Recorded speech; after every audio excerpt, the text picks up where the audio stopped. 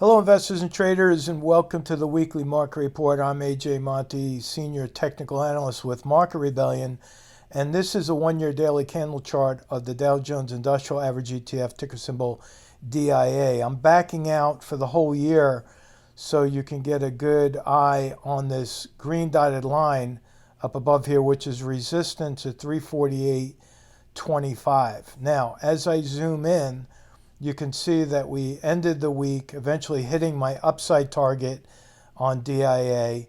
And after that target was hit, we see this red candle yesterday. And now we're bouncing off of a very slight but still significant support level right here by these lows. From back here on the 1st of February, we bounced again on February 7th. Again and again bouncing. Today we closed with a candle that has almost no shadow above it. If we had been open for another 15 minutes, there is a good chance we may have closed with a bullish engulfing candle. So for next week, what I'm going to forecast here for the diamonds is a slight rally into Tuesday, possibly Wednesday, and then right back down. Like I said, we're stuck in this very narrow range here. All of these prior lines, you see these lines back here, all of these were former zip lines where I made market forecasts, and I leave those up there more or less showing you the footprint. You see back here, we hit that target, we hit that target, hit that downside target, hit that upside target, goes on and on.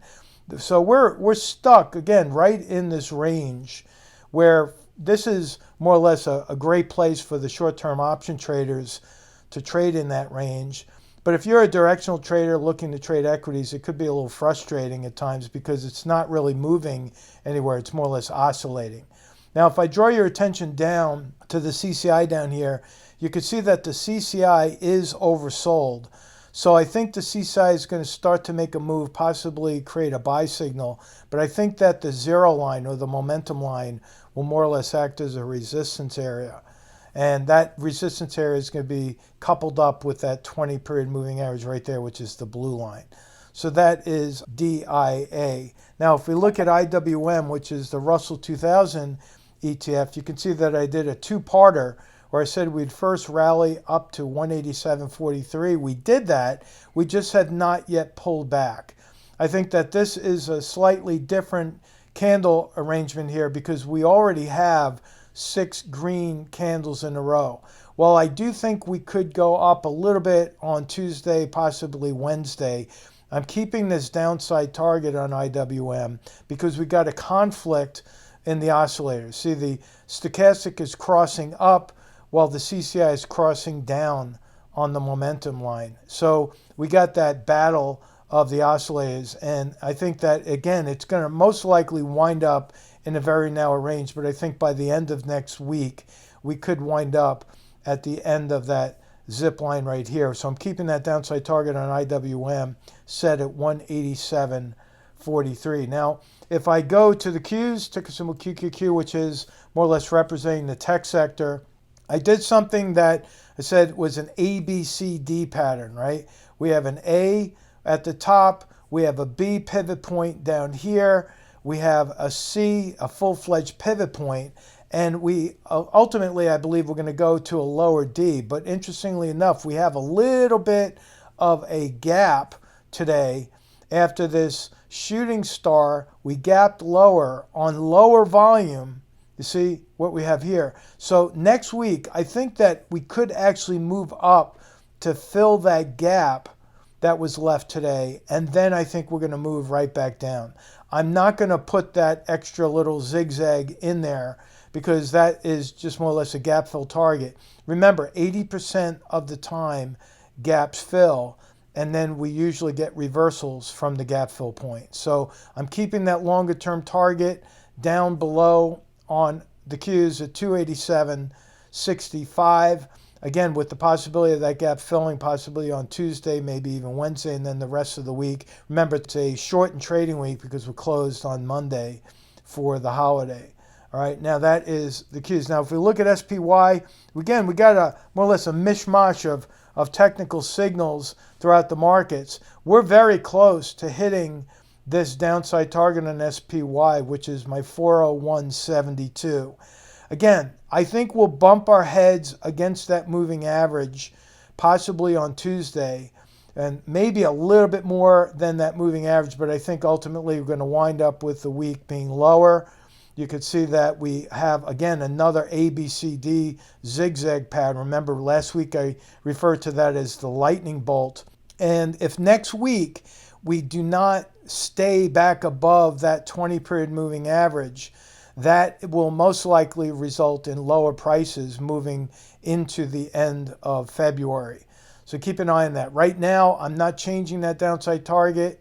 Keep an eye on my midweek report. I will be doing a midweek report on Wednesday right after the close, so you can stay tuned to Market Rebellion and we'll see whether or not anything changes by Wednesday. But I don't think anything is going to change much from what I'm reporting here on Friday, the 17th of February. Now, finally, if we look at the VIX, we're going higher on that right there, a little bit higher, and then I think we're going to pull back from this resistance. So this is a little bit of a zigzag again. I think a little bit higher and then pull back. And I think we're going to wind up pretty much where we are right now at the end of next week.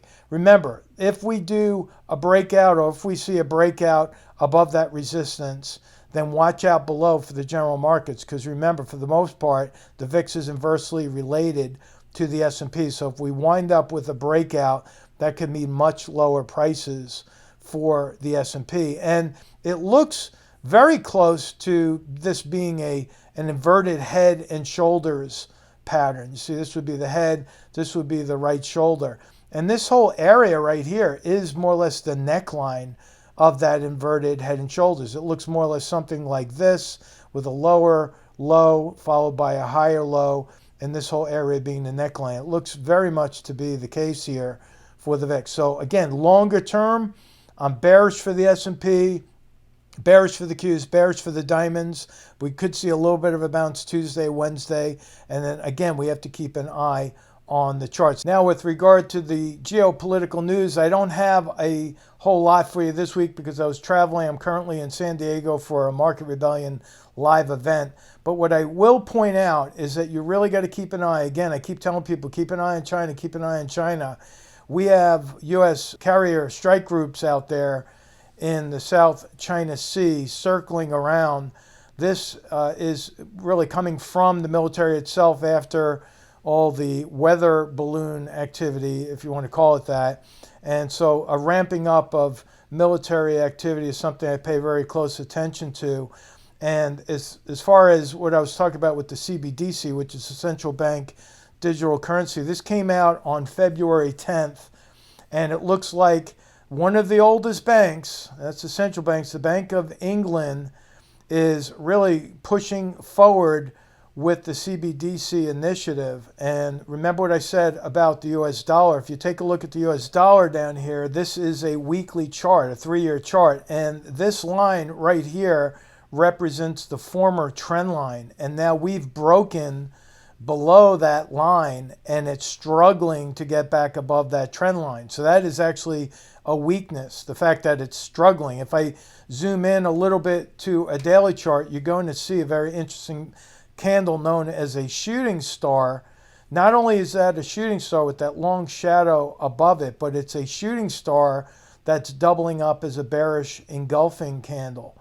And so I think the dollar is going to move right back down to that moving average. And I've been pointing this out to our members especially, that I've found that the dollar is trading inversely to silver, which SLV is what I've been tracking. I'm just throwing this out there as like a bonus commentary, really. I put out a pre-alert on my Twitter page notifying the viewers there that you want to keep an eye on silver for a possible rally. And that went out a couple of days ago. Yesterday we showed an inverted hammer, which is bullish. And then today, because of that drop in dollar, we're seeing a big green candle here.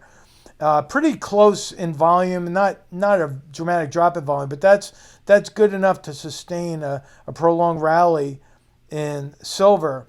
And we have a gap that I believe will fill at that level. Look at the buy signals down here on the stochastic and the buy signal on the CCI. Now I make my silver trading very public because I want everyone to get more or less in line with the technicals. This is more or less showing people how the technical signals work. Now, once silver moves up to fill this gap, and I believe it will, I'm very confident it will, I'm going to start looking at selling 10 to possibly 15% of my position, because that's how gaps trade. 80% of the time they fill, and then 80% of the time after they fill, they reverse. So after I get out of 10 or 15%, I'm going to be looking to buy back above this moving average and parlay that position into a bigger position. I know we've gotten a lot of comments on the YouTube page asking me to comment on silver, and that is what I have for you there. Now finally, if you go to the Market Rebellion page, you're going to be able to have access to my 7-point trading checklist right there. If you take your phone right now while this video is playing, you can take your phone, open up the camera, and scan this code right here, and it's going to bring you right to the web page that Market Rebellion has to make that trading checklist available to you. They've done a really good job putting together a video explaining my 7-point trading checklist, and that will give you some data points to recognize when you're making a buy or sell decision. And they put this together more or less in like a master class kind of a format, and I really hope you enjoy it. A lot of hard work went into that video. They keep it super cheap so that everyone can get their hands on it. And with that, I'm going to wrap up this report. I'm looking forward to speaking with you on Wednesday for the midweek report. Until then, you have a good long weekend, and we'll talk to you later. Bye-bye. There's no more damaging formula than to mix emotions with money. Listen, we're made up of emotions. We have fear, we have stress. The trading checklist helps take that all away. And now, wow, take a deep breath, relax, and enjoy the ride. You might be completely foreign to technical analysis. You may not even know what a bullish engulfing candle is or a shooting star. That does not matter.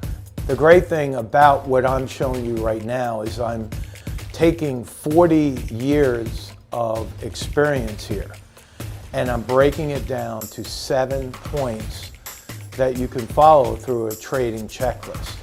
Look at any stock, any ticker symbol using the 7-point checklist that I have, and determine who is in control of that price action. I'm AJ Monte, and this is my 7-point trading checklist.